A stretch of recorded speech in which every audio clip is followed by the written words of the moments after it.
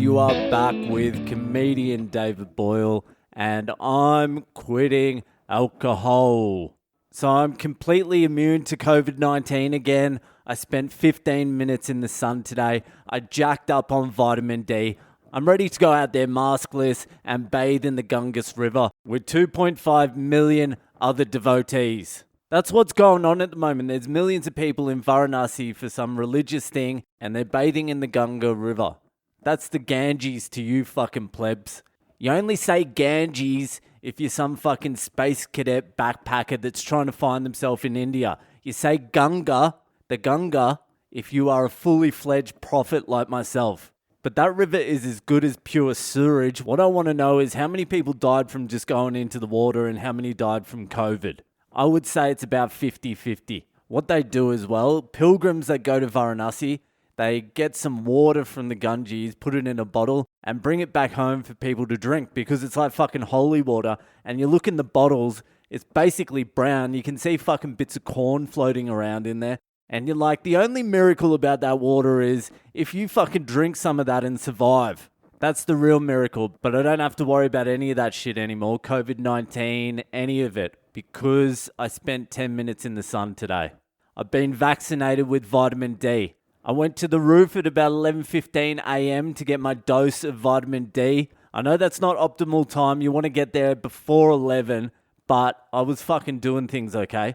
I got a little bit of junk sun. I went up on the roof, shirt off, proud white man in India, bathed in sun like a symbol of hope for the whole country. And I'd planned to stay up there for about 20-30 minutes, but I had to go down after, I'd say, about 10 minutes because I was actually getting sunburnt. That's how fucking white I am at the moment.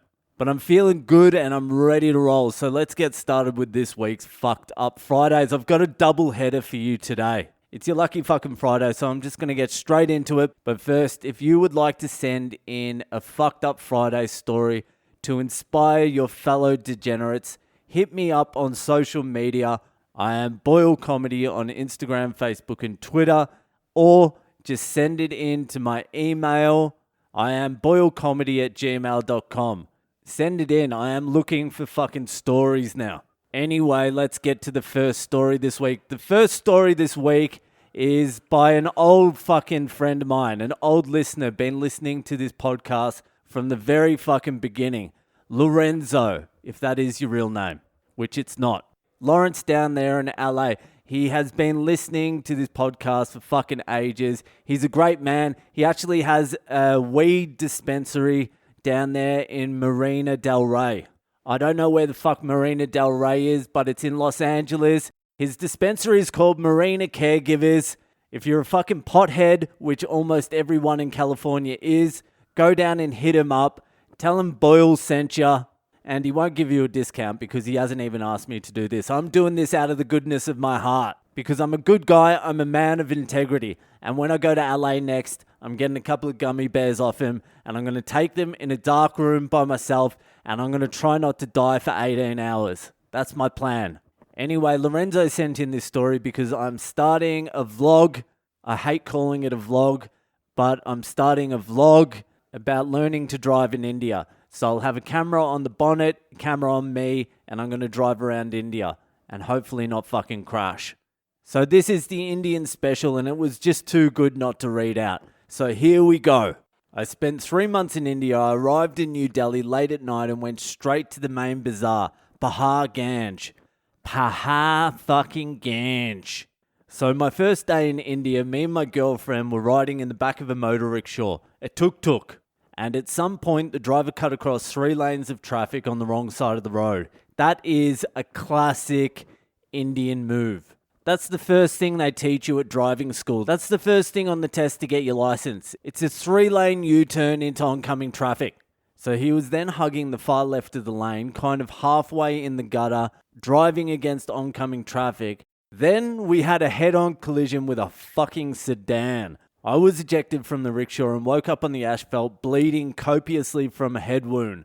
My girlfriend was still in the wreckage and I pulled her out to find her head and her knees busted open to the bone and she was concussed. The driver was crushed inside the wreckage, screaming, "You dog fucker!"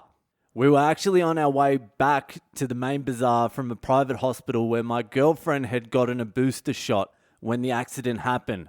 So I put her over my shoulder and carried her about 3 miles back to the same hospital on pure adrenaline. You should have seen the look on the faces of the nursing staff when I showed up with her, covered in blood. We ended up staying in the hospital for 2 weeks while we both healed up. We later learned the driver was paralyzed. Fuck me, that is brutal. Now he's probably one of those guys on a skateboard with flip-flops on his hands. At first, I was planning on leaving this fucked up country of mayhem and chaos the second she was discharged. But after some time, I got some perspective and decided to stay. I'm really glad I did because India is amazing in so many ways. But I will never forget the welcome to India motherfucker I got. Boom Shankar. Yeah, that is what I'm going to try and capture in my fucking driving vlog. Some of that shit. Because that happens all the fucking time. Every time we go out to drive, we are put in some life-threatening situation. And you can't stress about it because it's happening all the fucking time. You can't be on full stress all the time. So you just fucking roll with it and hope you don't die. I remember I was in the car with everyone one time and there was a driver driving and he was going maybe about 180 down this fucking Indian highway. And there's just shit coming out everywhere. Fucking cows and fucking people walking across. Other cars were overtaking us. But this fucking driver's text messaging. I'm in the front seat and I put my seatbelt on. And he looks over, starts laughing, says something to the cunts in the back. And they all start laughing. And then I take my seatbelt off. That's India, baby. And that's how you end up with a COVID apocalypse. That fucking kind of thinking. And I love it. Okay, thank you, Lorenzo, for that story. Appreciate it. And thanks for listening for fucking so long, brother. Anyway, let's move to the next story. This is by a real fucking Nigel. He's just been on me fucking for weeks, this cunt. Nigel's not even his real name. He is a Nigel, though. Down to the fucking bone, this cunt. And this Nigel is all the way from the UK, so let's just get fucking started with this story. It was a Saturday night 6 years ago. Me and a few guys were back at the place I was living at, and we were drinking and doing cocaine, MDMA, and nitrous oxide, as if the world was ending that night, so death was no longer a concern. One of the guys in attendance was that one friend that every self-destructive cunt has, the one that you try and outdo each other when it comes to self-destruction and doing the most fucked up thing. I think I was that guy for a lot of people. 8 cans of 8.2% crackhead cider and a gram of cocaine, half a gram of MDMA, sniffed, sprinkled in my eyes, and a small rock placed in my rectal suppository. Nice. Plus 50 odd nitrous oxide canisters later, we headed to the local shithole bar. That's a pretty solid warm-up. After a few hours there drinking shit overpriced wine, a risky fart whilst dancing that left a soggy brown slug in my pants, and hating my life, combined with just wanting to do more drugs, we headed back to mine. As we stumbled out the door at around 2 a.m. with a faint smell of shit in my wake, we were greeted by a local 30-pound hooker. That's 30 pounds in dollars, not weight. And in brackets he says, having seen her since that night, she's definitely not worth more than 15 quid. So me and my friend decided to ask her back to mine. She agreed to let us both rail...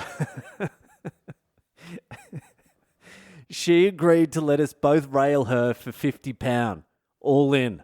Hey, that's not a bad deal. £10 discount, fair play. After a nauseous taxi ride home in which I was trying to kiss the dog shit breath hooker like she was the love of my life, oh, that is not the move. The move is not to start fucking tonguing the hooker, the $30 hooker.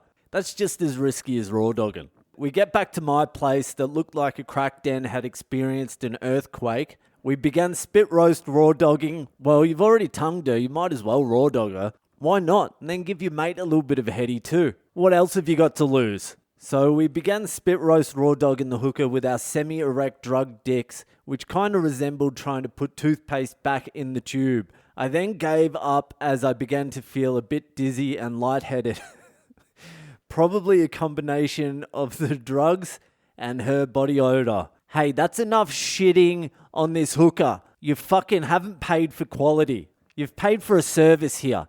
You haven't paid for the gold carpet. It's not a high-class call girl. It sounds like someone that's just walked out of a safe injecting room. You get what you pay for. My mate then flipped her on her back to finish up his fuck, and I noticed a C-section scar on her stomach. I then asked how much extra to do a line of coke off it.